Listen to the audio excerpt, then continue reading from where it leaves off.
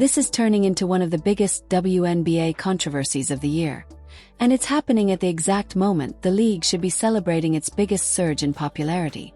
Because a legendary figure inside the Indiana Fever just called out Caitlin Clark's fanbase.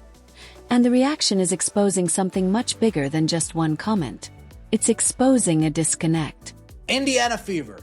Three-time WNBA All-Star Aaliyah Boston is signing a 4-year, $6.3 million contract extension with the franchise, giving her the richest total salary in league history to date. Zach Miller of WME Basketball tells Alexa Philippou and Kendra Andrews. Boston will make $1 million in the upcoming season and 20% of the cap from 27 to 29. Lynn Dunn, a name that carries serious weight in the WNBA, just told Caitlin Clark fans in not so many words to sit down and be quiet. This is someone who built the Indiana Fever, coached them to a championship, and has spent decades shaping the organization. So when she speaks, people listen. And this time, people didn't like what they heard. Because instead of addressing concerns, it felt like she dismissed them. Abby's just the rock. She's the one who keeps everybody, settled, keeps everybody calm, manages situation. The moment she put on a Fever uniform, she has impacted this team. The future of this Fever ball club really belongs to her, and she is going to take them to some special places. When she catches the ball with her 2 feet in the paint like that, she is the most efficient player in the... And the internet didn't hesitate. Let's slow this down and really understand what just happened, because this didn't come out of nowhere. This has been building. The Indiana Fever made a draft move that immediately sparked debate. Not outrage at first, just questions. Then came the comments about Caitlin Clark possibly playing off the ball. That's when things started to shift. Because when you're talking about one of the most hyped players in modern women's basketball, a generational talent, every decision gets magnified. Every quote matters. Every move gets analyzed. Finishes her patience and read and feel for the game. Unbelievable touch and efficiency. She is agile and strong down low. She's so shifty with her moves. She mixes it up. She adjusts on the fly. Aaliyah Boston, what can't she do? Boston looking for an angle. Puts it in. Plus the foul. Into Boston for the lead. She hits it. Boston will hoist. Oh, send us into overtime. And suddenly, what should have been a moment of excitement turned into tension. Then came Lynn Dunn's response. Instead of calming the situation, she categorized fans into different types of complainers: productive, venting, chronic, malicious. And right there is where the controversy really exploded. Because this isn't just about what she said. It's about when she said it. The WNBA is in the middle of a massive growth phase. Don't leave a penny on the table.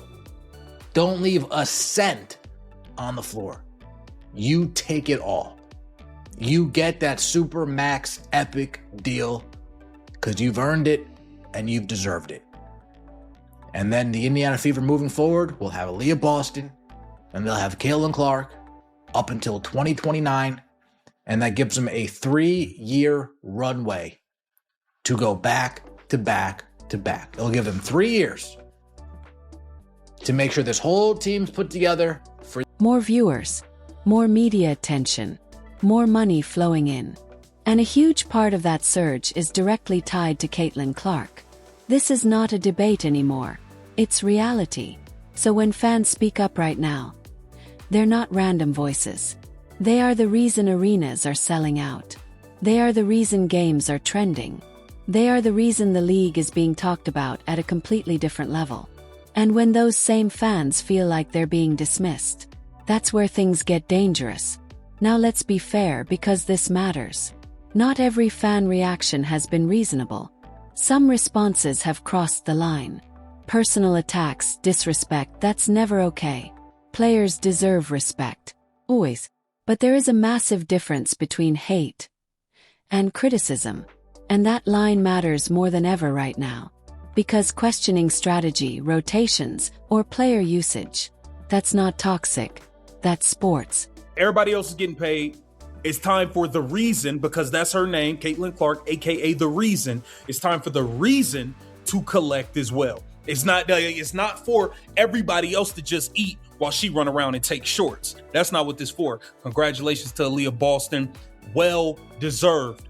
Well deserved. Happy the Indiana Fever locked her in for years to come. The dynamic duo of Caitlin Clark and Aaliyah Boston is going to be a force to be reckoned with for years to come in this league. And this is where the bigger issue starts to show itself. This isn't just about one post. This is about how the league, and specifically the Indiana Fever, are handling pressure. Because pressure is new at this level.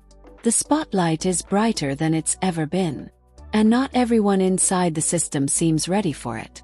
Then things escalated even further. Comments from Erica Wheeler started circulating, and fans quickly reacted. Whether intentional or not, many people interpreted those comments as dismissive toward everyday fans. And perception is everything in sports. 'Cause think about it. The average fan isn't a millionaire. They're saving money for tickets, buying jerseys, paying for streaming.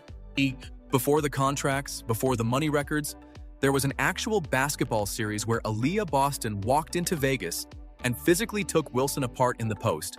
And the box scores don't fully capture how lopsided it was inside. The 2025 WNBA semifinals weren't supposed to be close. The Aces had Wilson, a full roster built for playoff runs, and home court. Indiana was missing 6 players, including Clark. So on paper, this looked like a Vegas coronation more than a real series. Boston didn't get that memo. Only A'ja Wilson. They are emotionally and financially invested. So when that group feels talked down to, doesn't just create backlash, creates distance. And distance is the last thing the WNBA needs right now. Because this moment right here is critical. The league is growing faster than ever before. But growth without structure, that leads to chaos. Right now, there's no clear unified message. Different voices are saying different things. Coaching decisions are being questioned publicly. Front office messaging feels disconnected. And players are responding in ways that fuel the situation instead of calming it. Stack all of that together. And this stops being a small controversy. This becomes a defining moment. Because this is what happens when hype meets pressure. When rapid growth meets unprepared systems. When a league gains attention faster than it can manage it.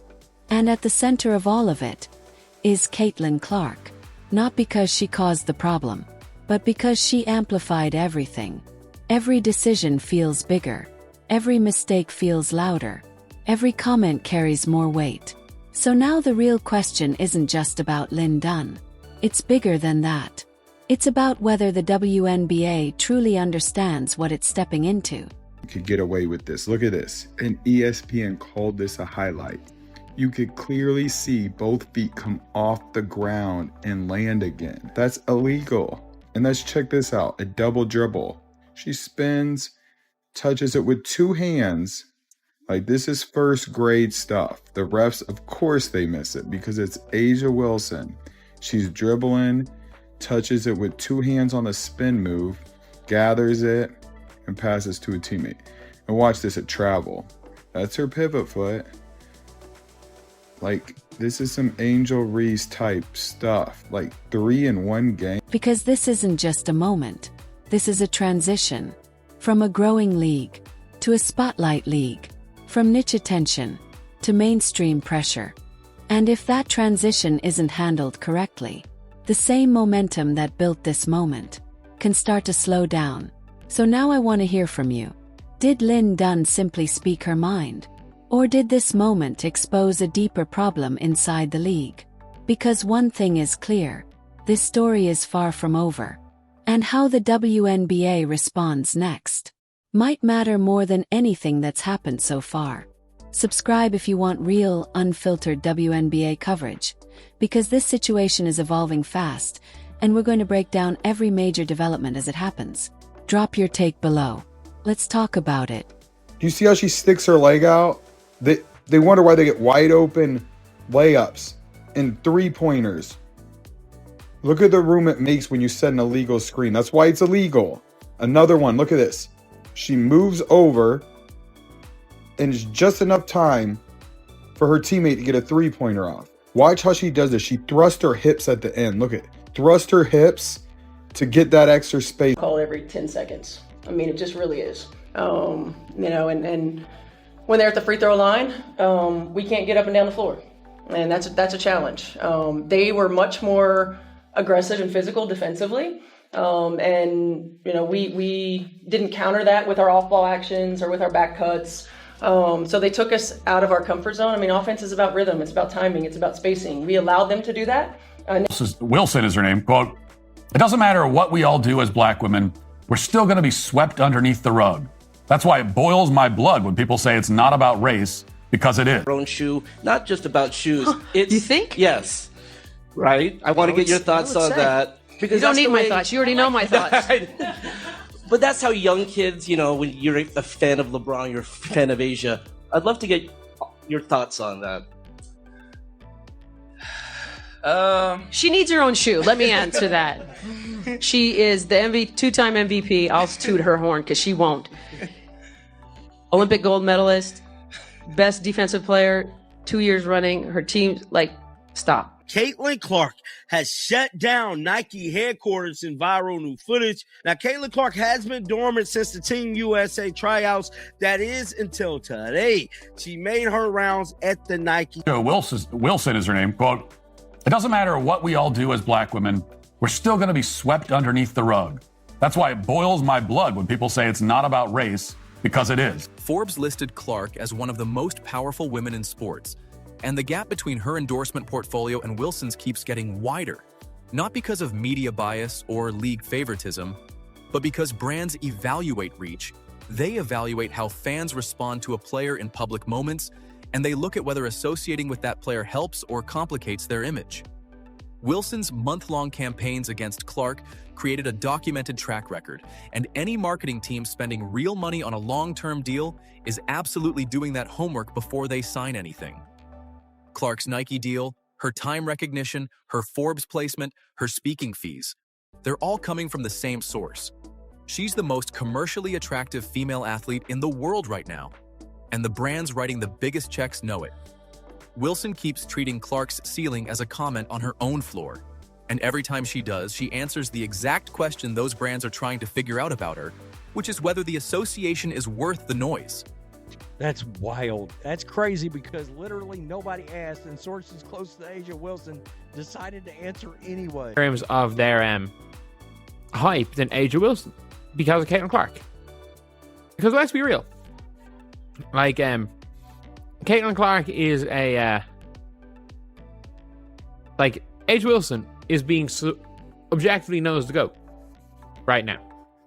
And nobody was calling Asia Wilson the GOAT before this Caitlin Clark clip. Defends, you block shots. You cannot guard her one-on-one down low. She demands the double or she's going to crush it. Boston is such a versatile big. The playmaking of Aaliyah Boston has been incredible. She's an outstanding passer. That makes her a threat from so many different places on the floor. Oh, what a pass. Boston to Mitchell. Turns left shoulder, put it up and in. Boston, 2 more. Top shot by Aaliyah Boston. It is amazing. I think the way that the fans come out and they show out for us every single game, it's so special, and I wouldn't trade it. The reaction at the time, the delayed, not denied post from Asia Wilson, and then, Asia's shoe comes out and so on and so forth, and that was a big rollout. And there was speculation that, Nike was worried about stepping on toes or offending anybody by launching CC's shoe ahead of everybody else, even though, she got the big deal and is the most popular and all that. But it's coming.